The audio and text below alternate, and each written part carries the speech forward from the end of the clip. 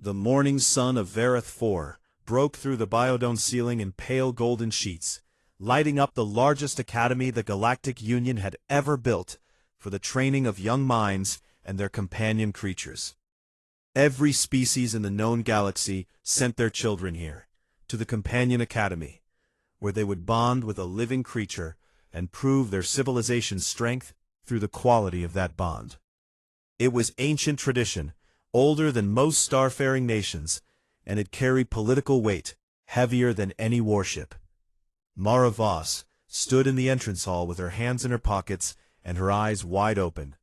She was 11 years old, brown-skinned, short for her age, and the only human child enrolled at the academy this cycle. Earth was new to the Galactic Union, a provisional member, barely accepted, widely mocked, and Mara's presence here was more political gesture than genuine welcome. She could feel the stares on her skin, like sunburn. Around her, alien children towered and gleamed and rustled. The Drotha students were massive, with curving tusks and thick gray hides, each one already broad-shouldered enough to carry a grown man. The Kethari were tall and insectoid, their chitin plating shimmering in shades of green and violet. The Veloxi were slender and translucent, their bodies catching light like living glass. Every one of them looked at Mara the way someone might look at a small bug on a dinner plate, with mild confusion about how it got there and quiet certainty that it did not belong. Instructor Zelkari stood at the front of the assembly hall, his mandibles clicking in precise rhythm as he addressed the new class. He was the senior bonding instructor, a Kethari of enormous height, with chitin that had darkened to near black with age and authority. His voice carried the cold confidence of someone who had never once questioned whether the system he served was. "Today is bonding selection day," he announced, his compound eyes sweeping the room. "Each of you will enter the fauna vault and walk among 10,000 species from across the galaxy, and one creature will choose you as you choose it. This bond, once formed, cannot be broken by any outside force, and it will define your path through this academy and beyond." He paused and let his gaze land on Mara for just a moment longer than necessary. "The creature you bond with reflects the soul of your civilization. Choose wisely." The fauna vault was breathtaking. It was a habitat chamber the size of a small city, divided into biomes that replicated environments from hundreds of worlds. Forests of crystal trees hummed beside rivers of liquid silver, and deserts of singing sand stretched beneath skies that shifted color with each passing minute. And everywhere, creatures moved, magnificent, terrifying, beautiful creatures, bred and collected across millennia for this exact purpose. One by one, the students entered. Torvin, the largest Dratha boy in the class, was first. He swaggered in with his tusks polished and his chin high, and he emerged 20 minutes later with a ward elk called Garn at his side. Garn was 7 feet tall at the shoulder, armored in natural bone plating, with horns that could punch through starship hull material. The audience of parents and diplomats applauded with approval. Senna, a quiet Veloxi girl with skin like frosted crystal, entered next and returned with a crystal serpent draped around her shoulders. The serpent, which she named Ease, shimmered with inner light and moved with hypnotic grace. More applause. Student after student emerged with creatures that inspired awe, hive-linked drones that moved in perfect formation, shadow cats that bent light around their bodies, sonic hawks whose cries could shatter stone. Every single creature was large, or fast, or deadly, or all three. Every single creature walked one step behind its handler, head bowed, obedient. Then it was Mara's turn. She walked into the fauna vault alone, and the great doors sealed behind her. 10 minutes passed, then 20, then 30.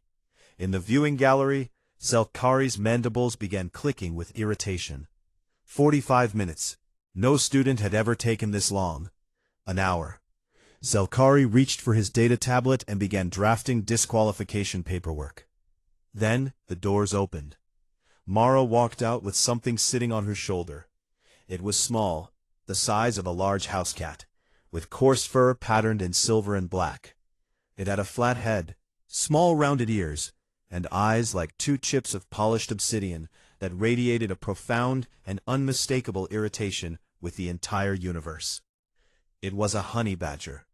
A Terran honey badger, one of a handful of Earth species included in the vault. A polite, diplomatic gesture that nobody expected would actually be chosen. The audience went silent.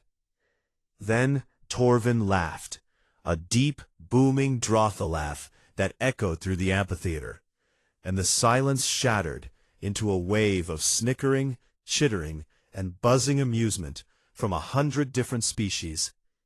Zelkari stared at the creature on Mara's shoulder with an expression that, on a Kethari face, communicated something between pity and disgust. "What," he said slowly, "is that?" "His name is Rivet," Mara said quietly. "It is the size of my hand," Zelkari replied. "He is the size he needs to be," Mara said. The laughter continued as she walked to her assigned seat. Torvin leaned over as she passed and whispered, "My war elk could swallow that thing whole and still be hungry." Rivet turned his head, looked directly at Garn, 7 feet of armored muscle and horn, and let out a low, rasping hiss that made the war elk take one full step backward. Torvin stopped laughing. After the ceremony, Zelkari pulled Mara aside in the corridor, his massive frame blocking the light. "I will be direct with you, human child," he said, his voice low and precise. "This academy values discipline above all else. Your creature must obey, it must perform, and it must demonstrate that your species is capable of maintaining a proper bond. If it cannot do these things, you will be expelled, and Earth's already fragile standing in this union will suffer greatly because of your failure."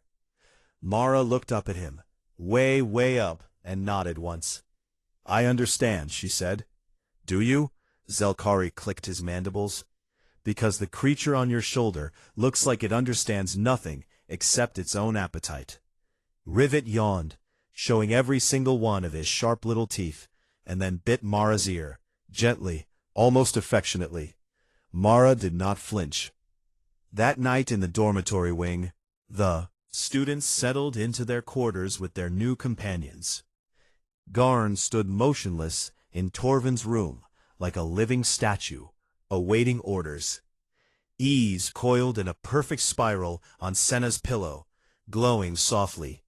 Rivet knocked over Mara's water glass, tried to dig a hole in her mattress, picked a fight with the blanket, lost the fight, and then fell asleep on Mara's chest, with all 4 paws in the air. Senna appeared at Mara's doorway, her translucent face flickering with soft violet light, a Veloxy sign of curiosity. "Can I ask you something?" she said hesitantly. "Sure. Why did you choose that creature? It is not strong, it is not fast, and it does not seem to listen to you at all." Mara looked down at Rivet, who was snoring with his tongue slightly out. "I did not choose him," Mara said, and a small smile crossed her face.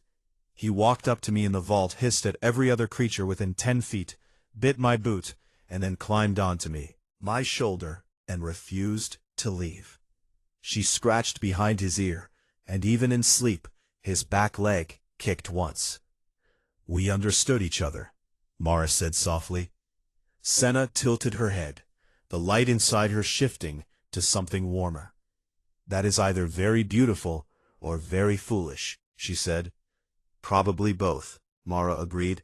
Senna almost smiled, the Veloxy equivalent, a brief brightening across her whole body.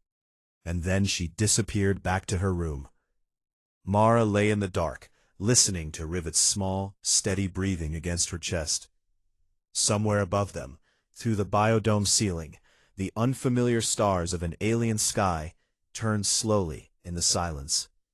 She was 11 years old, 100 light-years from Earth, surrounded by civilizations that thought she was a joke. But she was not afraid. And neither was Rivet. The first week of training at the Companion Academy was built around one idea that nobody questioned. The handler commands, and the companion obeys. Every drill, every exercise, every evaluation was designed to measure a single thing: how completely the creature submitted to the will of the child who bonded with it. Points were given for precision, for speed, and above all, for absolute compliance. It was not a partnership program, it was an obedience program, and Mara Voss was failing it spectacularly.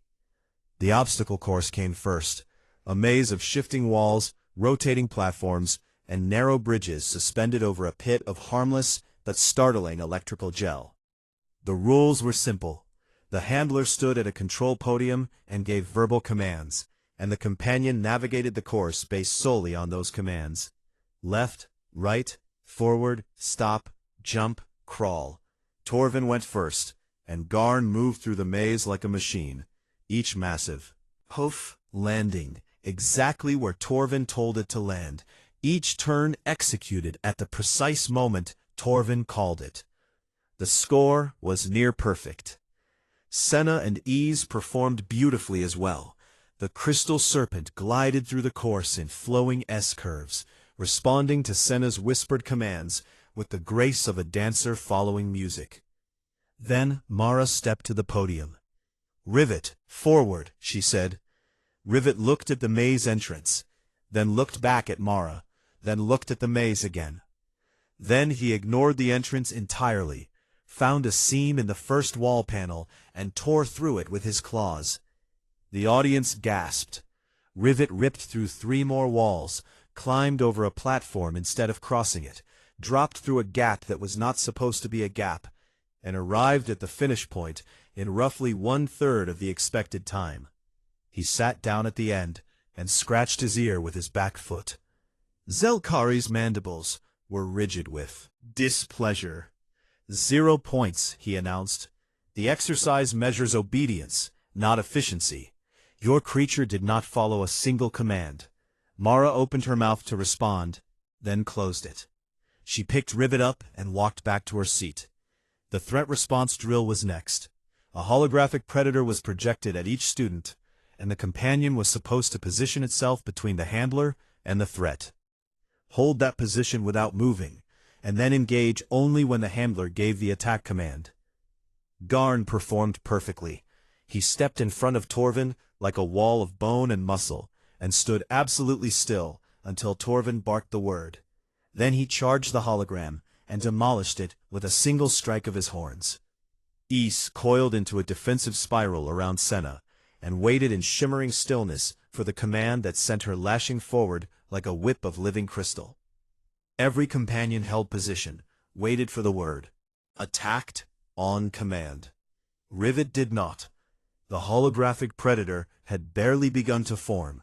It was still flickering into shape, when Rivet launched himself off Mara's shoulder like a furry cannonball, and tore into it with a ferocity that made several students physically step backward. He savaged the hologram's projected throat, ripped at its eyes, and then stomped on the remains with his front paws as they dissolved. He turned around and trotted back to Mara, with his fur puffed up and his teeth showing. 0 points, Zelkari said again, and this time there was something colder in his voice. The companion must hold position. It must wait. It must demonstrate restraint and discipline. He saw a threat and he removed it, Mara said quietly. Is that not the point? The point, Zelkari said, leaning down until his mandibles were level with her face, is control. The formation march was the worst. 20 students and their companions walked, in synchronized lines, across the parade ground, executing turns and stops in unison. Every creature marched in perfect step with its handler. Garn's heavy hooves shaking the ground in rhythm. Crystal serpents weaving in identical patterns. Hive drones hovering in geometric precision. Rivet refused to march. He sat on top of Mara's head, curled into a ball, and fell asleep. The entire formation had to work around them, and Mara walked the route with a snoring honey badger on her skull, while 100 alien spectators watched in a silence that was worse than laughter. Then Torvin decided to make a point. During a close formation pass, he directed Garn to step too near to Mara.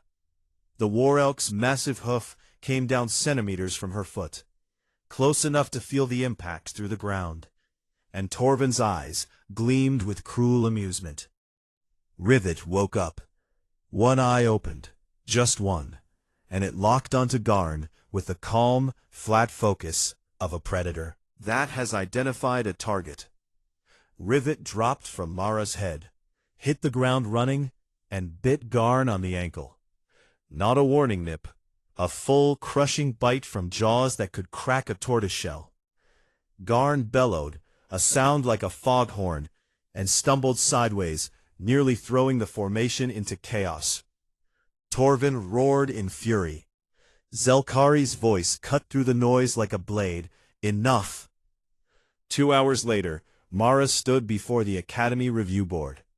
The chamber was circular and cold, lit by bioluminescent panels that cast everything in pale blue. 5 senior instructors sat in a curved row above her, each one representing a different founding species of the Union. Zelkari stood to the side, his posture rigid with vindication. "The human's creature is uncontrollable," he declared. "It has failed every standard evaluation. It does not obey commands. It does not hold position. It does not march. It does not wait.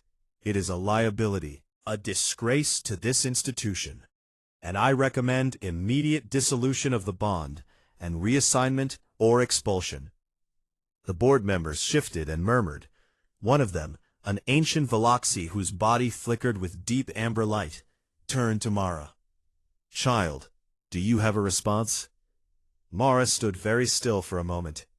Rivet sat on her shoulder, his dark eyes scanning the room with an alertness that seemed almost thoughtful.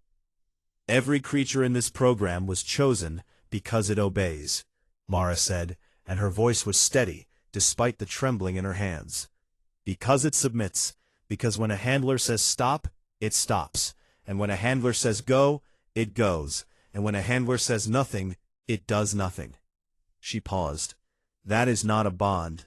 That is ownership." The room went very quiet. "Rivet does not obey me because he is not my slave," Mara continued. "He stays with me because he wants to, and when something threatens me, he does not wait for a command, because he does not need one. He already knows what to do, and he does it, and no force in this galaxy will stop him." She looked directly at Zelkari. "You call that a failure? I call it loyalty." Zelkari's mandibles clicked rapidly, but before he could respond, the ancient Veloxi raised a translucent hand. "The child makes an interesting argument, but it is irrelevant to Academy standards. However, there is a procedural matter." The old alien's light pulsed slowly. The bond was formed in the vault. The creature chose her. And under Article 9 of the Academy Charter, a bond formed through mutual selection cannot be dissolved by any third party, not even this board. Zelkari went very still. "She may stay," the Veloxi said, "and so may the creature, but she will be held to the same evaluation standards as every other student. And if she cannot meet them by the end of the term, the consequences will follow." Nodded once. Understood. She walked out of the chamber with Rivet on her shoulder, and her heart hammering so loud she was sure the whole building could hear it. That evening, Senna found her sitting alone in the eastern garden, watching Vareth 4's twin moons rise through the biodome glass. "You were brave today," Senna said softly. "I was terrified today," Mara corrected. Senna sat beside her and was quiet for a while. Then Ys, the crystal serpent, did something strange. Without any command from Senna, without any signal at all, the serpent uncurled from its resting position and slowly wrapped itself around Senna's arm, pressing its smooth head against her cheek. Senna froze. In all their time together, Ys had never moved without being told to. Not once. "What is she doing?" Senna whispered. Mara watched the serpent nuzzle against Senna's face, and she smiled. "I think she is doing what she wants to do," Mara said. For the first time, Senna's whole body flickered with warm golden light. Surprise, wonder, and something that might have been the beginning of understanding. On Mara's shoulder, Rivet watched the crystal serpent with his dark little eyes, and then yawned enormously, as if to say he had been doing this all along, and it was not impressive. The moons rose higher, the garden was quiet, and somewhere deep in the academy, in the cold blue chamber where the review board had convened, the ancient Veloxi sat alone, and replayed the footage of every test Mara had failed, watching not the scores, but the honey badger, watching how it moved before she spoke, watching how it knew before she asked. The old alien's light pulsed slowly in the dark, shifting through colors that had no name in any language Mara knew. But if she had seen them, she might have recognized the feeling. It looked a lot like doubt. The announcement came on a cold morning, when the biodome's climate systems were cycling through an artificial autumn, and orange light fell through the canopy in long, dusty shafts. The Varath Trial.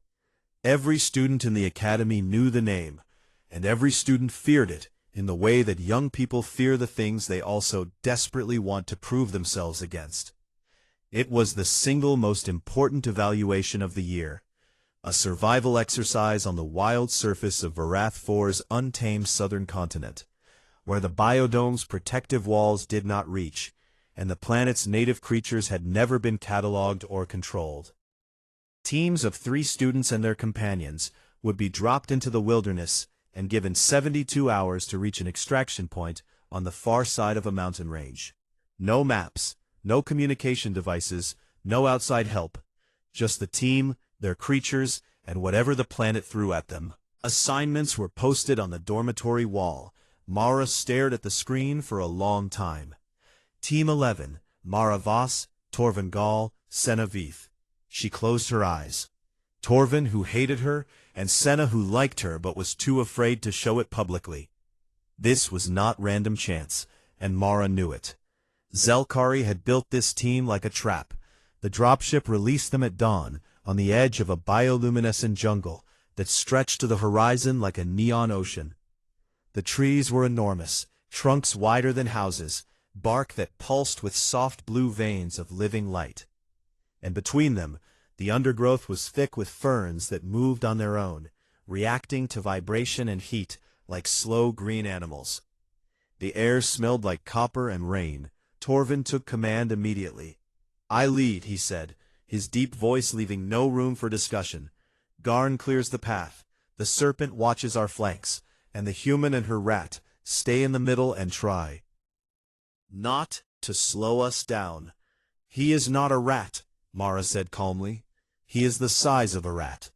Rivet, sitting on Mara's shoulder, turned his head and stared at Torvin with an expression that suggested he was memorizing the location of every soft spot on the Drotha boy's body. They moved into the jungle. The first day went well enough on the surface, but Mara could feel something wrong beneath it. Torvin drove them hard, using Garn as a living bulldozer to smash through the undergrowth. It was fast and loud and effective, but it was also announcing their presence to everything within a kilometer. Mara noticed things the others did not. Scratch marks on tree trunks, at a height that suggested something very large and very sharp had passed through recently. Crushed ferns that were still leaking bioluminescent fluid, meaning whatever had crushed them was close. She tried to point these out to Torvin. "There are claw marks on that trunk. Something big came through here, and recently, maybe we should change direction." "I did not ask for your opinion, human," Torvin said without turning around. Rivet had been scouting ahead on his own, disappearing into the undergrowth and returning every few minutes, a behavior that Torvin mocked as desertion. "Your creature cannot even stay with you," he sneered. What use is a companion that wanders? He is not wandering, Mara said. He is scouting. He is doing whatever he wants, which is exactly the problem. They camped that night in the hollow of a massive tree, and Mara slept with Rivet curled against her stomach, his small body warm and his breathing steady. She dreamed of Earth, of the dry grasslands where honey badgers dug their dens, fighting cobras, and stealing honey, and surviving in a world that was trying to kill them every single day. There was a reason this animal existed. Nothing. The second day broke everything open. They were moving through a narrow valley between two ridges of crystalline rock when Rivet stopped. He did not slow down or hesitate. He simply stopped, every muscle locked, his nose pointed at a wall of dense ferns ahead of them. Mara stopped too. "Wait," she said. Torvin turned around, irritated. "We do not have time to wait for your creature to smell flowers." "Something is wrong," Mara said. "Rivet does not freeze like this. He never freezes. Something ahead of us scared him." "Nothing scares that little monster," Torvin said, and he was almost right, which was exactly what made Rivet's stillness so terrifying. Torvin pushed forward anyway. The ferns parted, and the valley opened into a wide clearing, and in the center of that clearing, half hidden in shadow, was a nest. It was made of crushed crystal and torn vegetation, and it was the size of a swimming pool. Was around it, lifting its massive head at the sound of their approach, was a Verath Mawstalker. Mara had read about them in the Academy's Xenofauna database. 6 legs, ambush predator, jaws that unhinge like a snake's to swallow prey whole. But the database entry had a note in red text that said theoretical maximum size 4 meters. This one was 9 meters long. It rose from the nest with a speed that seemed impossible for something so large, its 6 legs unfolding like the arms of a terrible machine, and its mouth opened, wider and wider and wider, revealing rings of inward curving teeth designed to ensure that nothing it bit ever came back out. Torvin froze. And because Torvin froze, Garn froze. The war elk stood like a statue, 7 feet of muscle and horn and bone armor, absolutely motionless, because its handler had not given a command, and it had been trained its entire life never to act without one. Senna screamed, and eyes coiled around her, in a protective spiral. But the crystal serpent had no offensive capability. It was a creature of beauty and grace, not combat. The Mawstalker lunged. Rivet moved. There was no command from Mara, no word, no signal, no gesture. The honey badger simply launched himself off her shoulder and went straight for the monster's face. He was a silver-black blur against the pale horror of the stalker's open jaws. He hit it right between the eyes, sank his teeth into the soft tissue of its nostril, and began tearing. The Mawstalker shrieked, a sound like metal being torn apart, and thrashed its massive head, trying to shake off the tiny creature that was ripping into its most sensitive flesh. Rivet held on. He clawed at the stalker's eyes with his back feet, bit deeper into its nose, and released a snarling scream of his own that was pure concentrated fury, the sound of an animal that had decided this fight was happening and nothing in the universe was going to change that. Mara did not freeze. She grabbed Senna by the arm, pulled her upright, and turned to Torvin. "Move," she said, and her voice was so sharp and so certain that Torvin's body responded before his pride could stop it. He moved. Mara had seen the narrow crevice in the crystal ridge wall, a crack just wide enough for them to squeeze through, but far too narrow for the stalker's massive body. She shoved Senna toward it, pushed Torvin after her, and then turned back. Rivet was still on the stalker's face, but the creature was recovering. One massive claw swept upward and caught Rivet across the flank, opening a gash that sent the honey badger spinning through the air. He hit the ground, rolled twice, and was back on his feet in less than a second, bleeding, fur matted with blood that was both his and the stalker's, teeth bared, ready to go again. Mara whistled, one sharp note. Rivet's eyes found hers, and something, passed between them that was faster than language. He turned and ran. The honey badger sprinted for the crevice, with the moss stalker lunging behind him. And Mara grabbed him out of the air as he leaped, tucked him against her chest, and threw herself sideways into the crack in the rock. The stalker's jaws slammed shut on empty air where she had been standing half a second before. Its head pushed into the crevice, teeth scraping against crystal. But its body was too wide. It could not follow. It screamed at them in frustrated rage, and then it slowly withdrew, its 6 legs carrying it back to its nest with the wounded dignity of a predator that was not used to losing. Inside the crevice, they sat in the dark and breathed. Torvin was shaking, his whole massive body trembling, and Garn stood behind him, equally still, equally useless.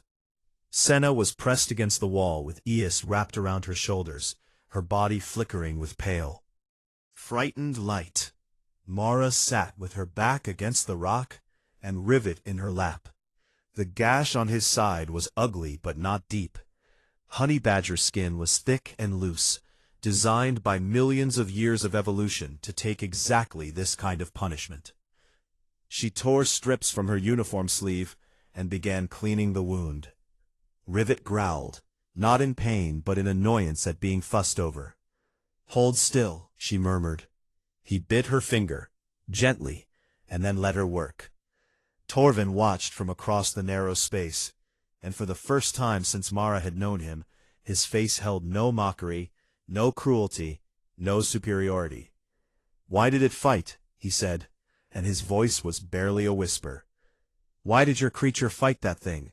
It is 100 times his size. Nothing told him to attack. I did not see you give a command." Mara finished wrapping the wound, and rested her hand on Rivet's back, feeling his heartbeat, fast but steady, already slowing back to normal. "I did not give one," she said. "Then why?"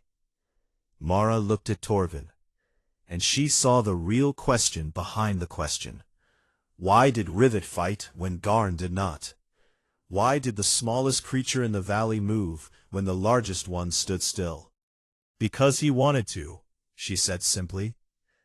Torvin stared at her for a long time, and then looked away. They rested for an hour, and then Mara led them out. Not Torvin, Mara. Nobody argued.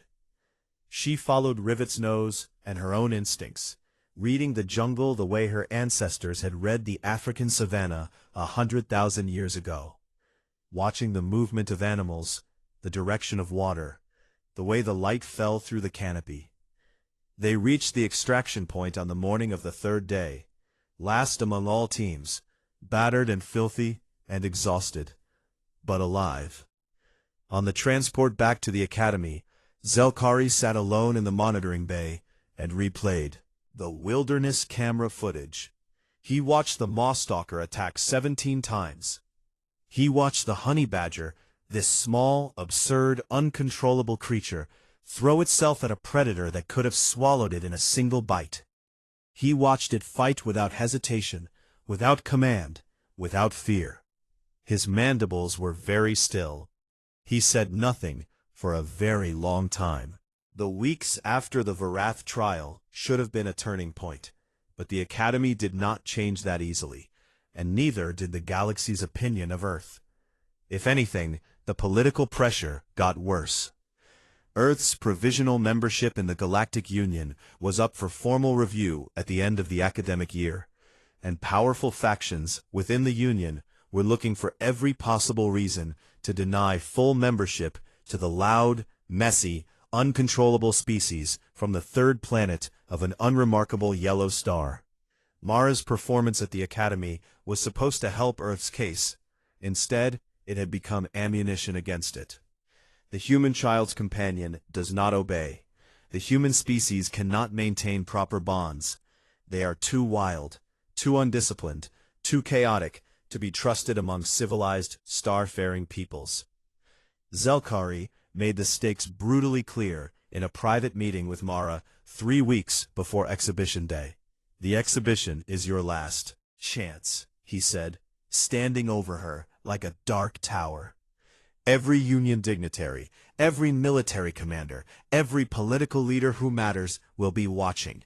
If you cannot demonstrate control over your creature in that arena, I will personally recommend Earth's removal from the companion program, and your species will spend the next century trying to recover from the damage. He leaned closer. This is not about you anymore, child. This is about every human who will ever try to stand where you are standing. Mara met his compound eyes without flinching. I understand, she said. And then she went to work. She did not train Rivet to obey. She trained with Rivet to deepen what they already had. The wordless communication, the instinctive synchronicity, the bond that existed not because she commanded it, but because they had built it together through every failure and every fight.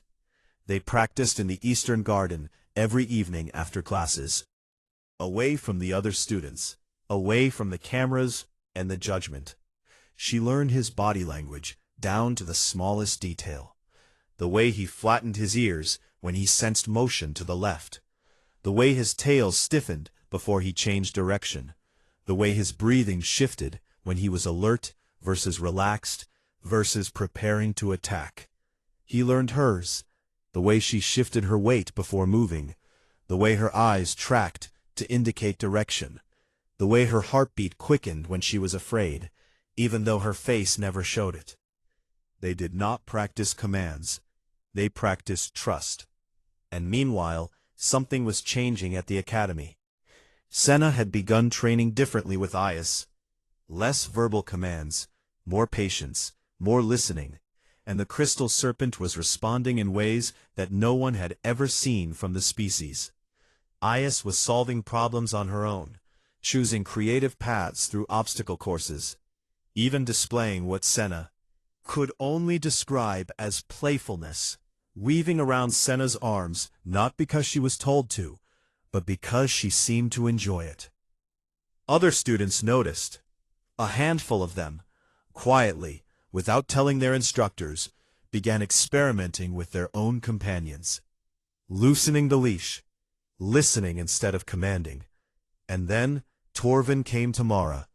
He found her in the mess hall one evening, sat down across from her without asking permission, and stared at his food for a full minute before speaking.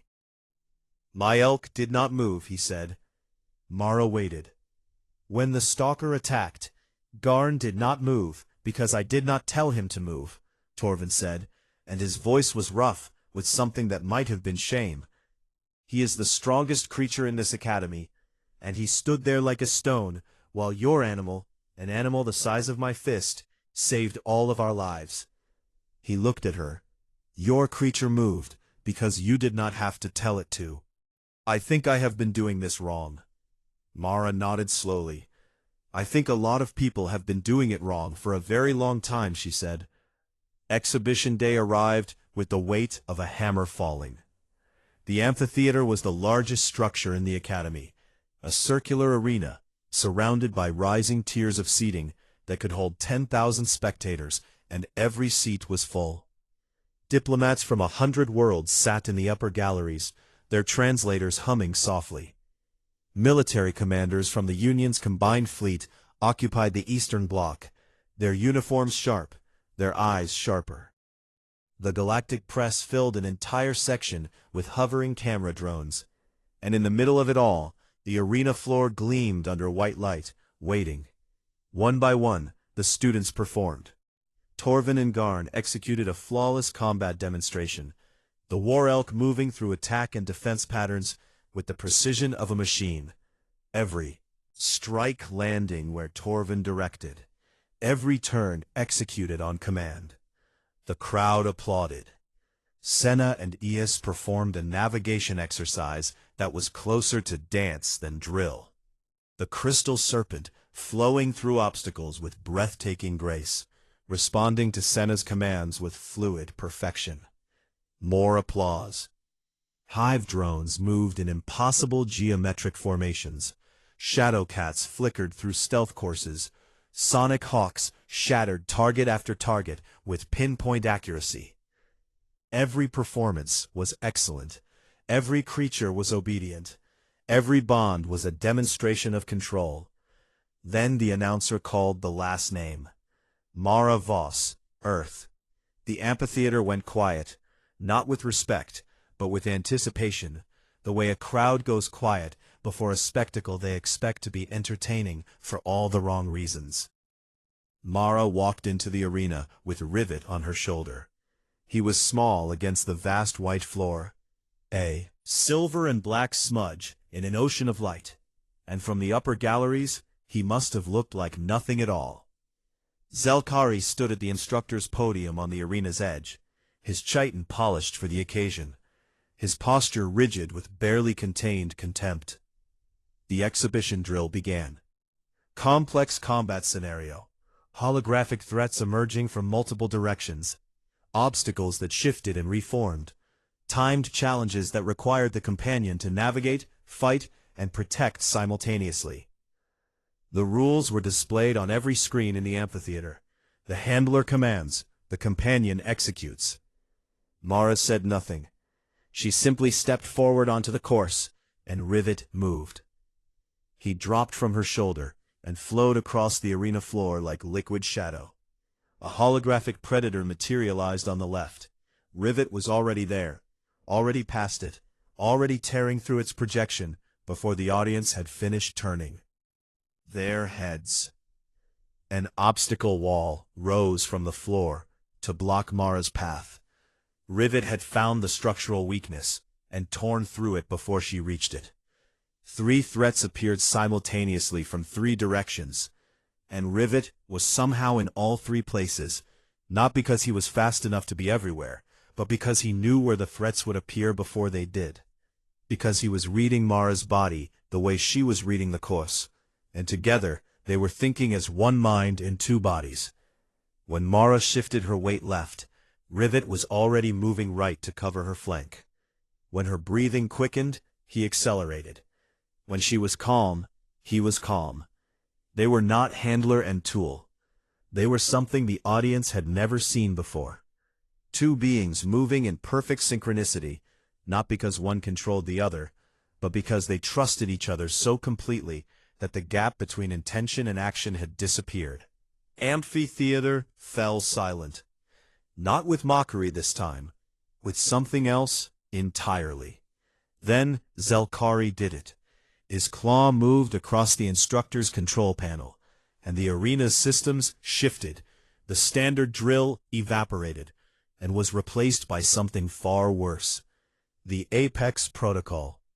It was reserved for military-tier companions only, a maximum-intensity combat scenario designed to simulate overwhelming, multi-vector assault from every direction simultaneously. It was not meant for students. It was not meant for children. It was meant to break the most highly trained war beasts in the Union's military, and Zelkari had just unleashed it on an 11-year-old girl and a creature the size of a house cat. Zelkari's voice boomed across the arena, amplified by every speaker in the amphitheater. Control your pet.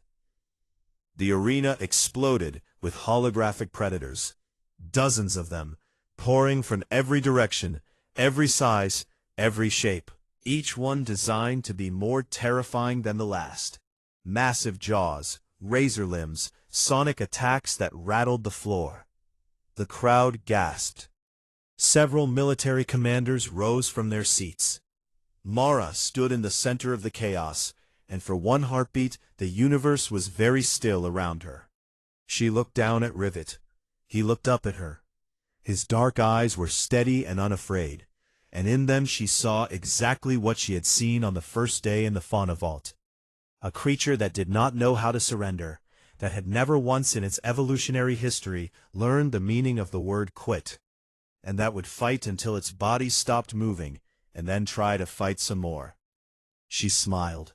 She knelt beside him and pressed her forehead against his small, hard head.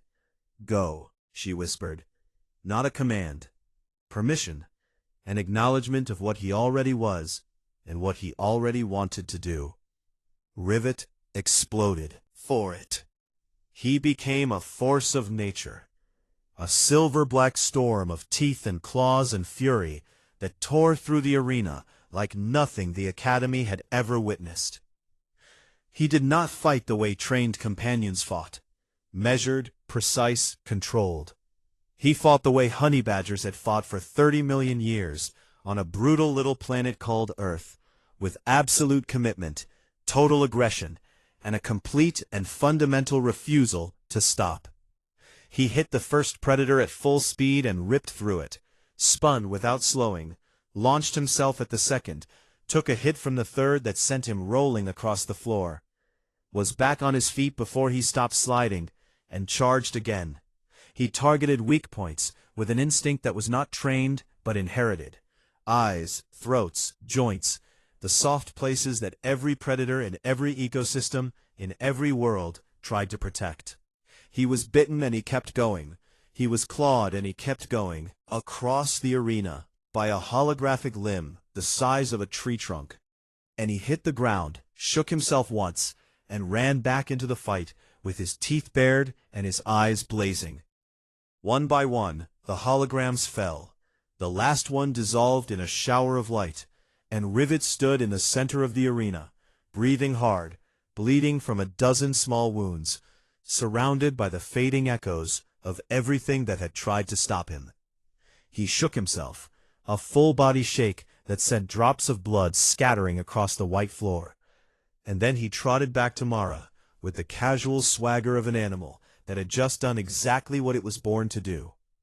He climbed onto her shoulder. He bit her ear, gently. Mara looked up in Zelkari. The instructor stood at his podium with his mandibles frozen, his compound eyes wide, his entire body still, in a way that had nothing to do with composure and everything to do with shock. 10,000 spectators stared down at a small human girl with a bloody honey badger on her shoulder, and the child smiled. "The honey badger does not take orders," she said. For 2 seconds, the amphitheater was the quietest place in the galaxy. Then it erupted. The sound hit Mara like a physical wave, applause and roaring and stamping, and sounds she had no name for, from species she had never met. A wall of noise that shook the arena floor, and rattled the camera drones, and filled every corner of the biodome with the unmistakable thunder of 10,000 beings who had just witnessed something they would never forget. Mara stood in the center of it all, small and tired and bleeding from a scratch on her arm, where she had scraped against the arena wall, with a honey badger on her shoulder, who was already falling asleep. She did not bow. She did not wave. She just stood there and let the noise wash over her, and she thought about Earth, about every stubborn, fearless, impossible creature that had ever lived on its surface, and she thought that maybe, just maybe, they were going to be okay. The footage went viral before Mara had even left the arena. Within 1 hour, it was on every major network in the Galactic Union. A small human girl, a creature the size of a house cat, and an impossible fight that broke every rule the Companion Academy had upheld for 1,000 years. Within 6 hours, it had been viewed more times than any recording in the Academy's history. Within 2 days, it had become the most discussed piece of media in the known galaxy. Everyone had an opinion, but the ones that mattered most came from the people who understood violence best.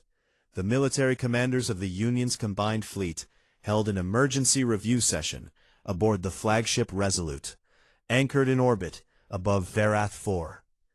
Admiral Kess, a scarred Drotha veteran who had commanded warships for 40 years, played the footage on the briefing room's main screen, and then stood in silence while her staff watched it 3 times.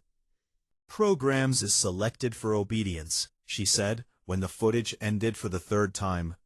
"Every single one. We train them to wait for orders, to follow commands without hesitation, to be extensions of their handler's will." She tapped the screen, freezing it on the image of Garn, standing motionless while the Maw-stalker lunged.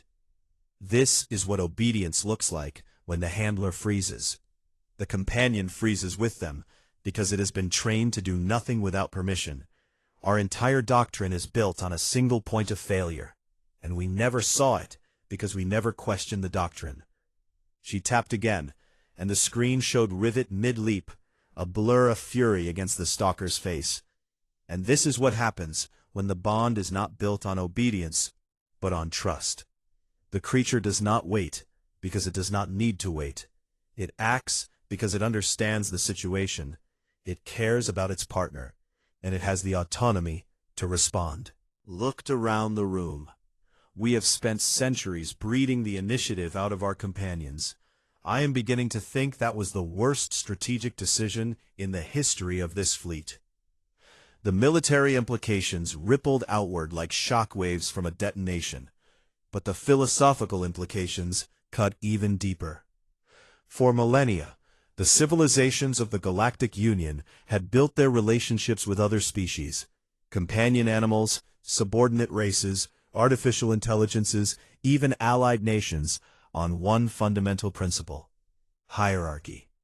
Someone commands, someone obeys. It was so deeply embedded in the Union's culture that questioning it felt like questioning gravity. It was simply how things worked, how they had always worked, how they were supposed to work. And then a child from a backwater planet had walked into an arena with a creature that refused to be commanded, and demonstrated that there was another way. Not a weaker way, not a primitive way, but a way that produced something the Union system never could. A companion that fought not because it was ordered to, but because it chose to. A bond that could not be broken by killing the handler, disrupting the chain of command, or jamming communication frequencies, because the bond was not built on signals or commands. It was built on something the Union had no technical term for. Humans called it love.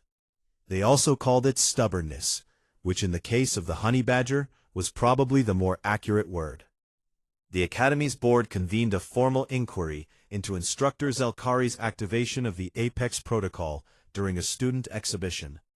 The charges were serious: reckless endangerment, violation of safety protocols, abuse of instructor authority, and conduct unbecoming of a senior faculty member. Zelkari appeared before the board in the same cold blue chamber where Mara had once defended her bond with Rivet. Were read, he did not deny them. I activated the Apex Protocol because I wanted to prove the creature was dangerous and uncontrollable, he said, his voice steady, his mandibles still. I wanted to demonstrate to the Union that the human bond was inferior, that their species was not ready for the companion program, and that their presence here was a mistake. He paused. I was right that the creature is dangerous. I was right that it is uncontrollable. But I was wrong about what those things mean. He looked at the board members one by one. In 1,000 years of this program, we have bred the wildness out of every companion in our vaults. We have made them safe and predictable and obedient, and in doing so, we have made them less than what they were. We took living beings with their own instincts, their own courage, their own will, and we turned them into tools. His chitin seemed to darken as he spoke, as if the words themselves were breathing. Heavy. The human child did not control her creature. She trusted it, and it became more than any of ours have ever been. He resigned his position that afternoon. But before he left the academy, he found Mara. She was in the eastern garden, sitting on the bench where she always sat, with Rivet dozing on her lap, and the twin moons of Verath IV rising through the biodome glass. Zelkari approached and stood before her, his massive frame blocking the moonlight. And then he did something that made every student within visual range stop and stare. He bowed. Not a nod, not an inclination of the head. A full Kethari bow, the deepest gesture of respect his species could offer, reserved for elders, heroes, and those who had fundamentally changed the way a Kethari understood the world. He held the bow for 5 full seconds. Mara stood up, cradling Rivet in one arm, and bowed back. A human bow, simple and sincere. Do not thank me, Zelkari replied. I tried to destroy you. You survived anyway. That is not something to thank me for. It is something I must live with. You could have made it worse than you did, Mara said. You could have rigged the Apex protocol to actually hurt us instead of just scare us. Some part of you held back, and I think that part is the part that already knew you were wrong. Zelkari's mandibles clicked slowly, the Kethari equivalent of a rueful smile. You are a strange species, he said. We get that a lot, Mara said. Rivet opened one eye, looked at Zelkari, sniffed his leg without interest, and went back to sleep. Zelkari almost laughed. The Union membership vote came 2 weeks later. The chamber was enormous, a floating parliamentary sphere in high orbit, with delegations from every member species arranged in concentric rings around a central speaking platform. Earth's ambassador, a calm woman named Adaora Obi, stood at the platform and made her case for full membership in simple, direct language.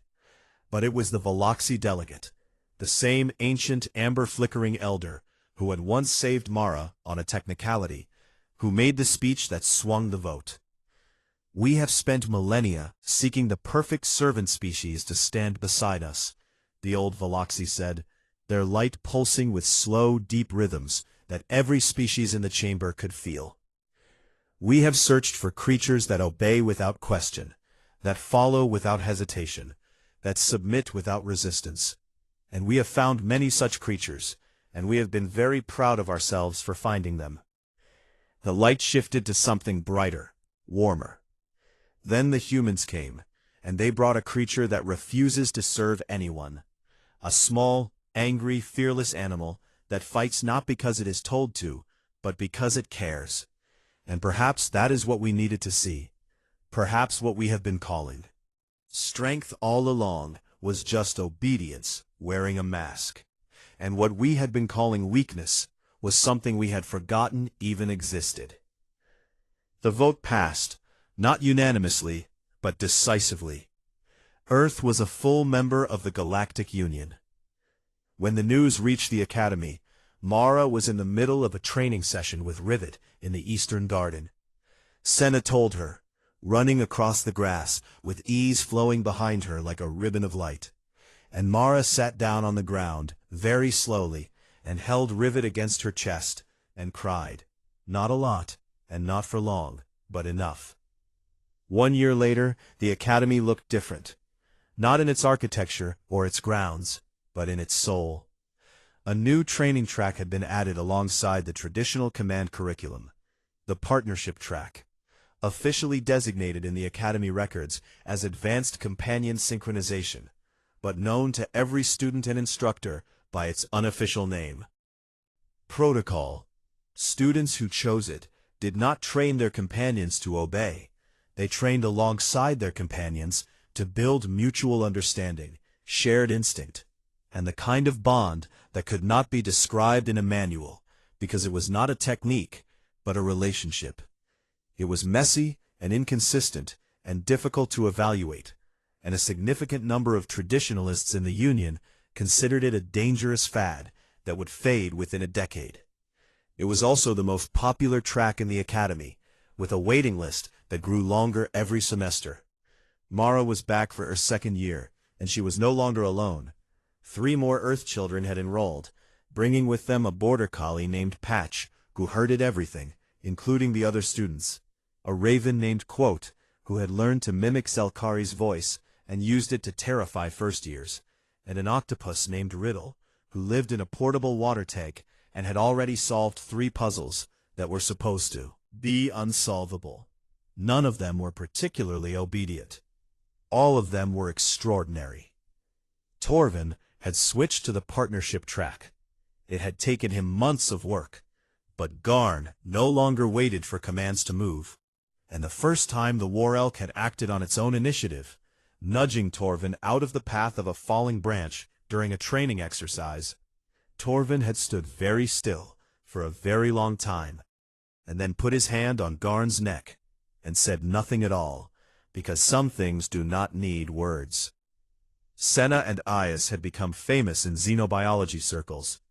The crystal serpent was displaying cognitive abilities that the species had never been known to possess, including problem-solving, creative thinking, and what researchers could only call a sense of humor, after Aias deliberately tangled herself around a visiting professor's legs, and then pretended to be stuck. The professor said it was a breakthrough in interspecies cognition.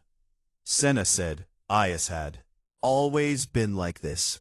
She had just never been allowed to show it. On the last evening of the first week of the new academic year, Mara sat on the hill overlooking the Academy Biodome. The sky above the glass was turning violet as Verath IV's sun set behind the mountains, and the bioluminescent gardens below were beginning to glow in soft blues and greens. Rivet sat beside her, gnawing on something he had stolen from the kitchen. She did not ask what it was, because she had learned that some questions about Rivet's activities were better left unasked. A shadow fell over her, and she looked up to see a Cathari child, small for their kind, barely taller than Mara, with chitin that was still the pale green of youth. "Are you Mara Voss?" the child asked in a voice that trembled slightly. "I am," Mara said. "Is it true that your companion does not follow orders?" Mara looked at Rivet. He looked back at her with one eye, the other one focused on whatever he was eating, and his expression communicated the same thing it always communicated, that he was fully aware of the world around him, that he had strong opinions about all of it, and that he would do exactly as he pleased, regardless of what anyone thought. She scratched behind his ear.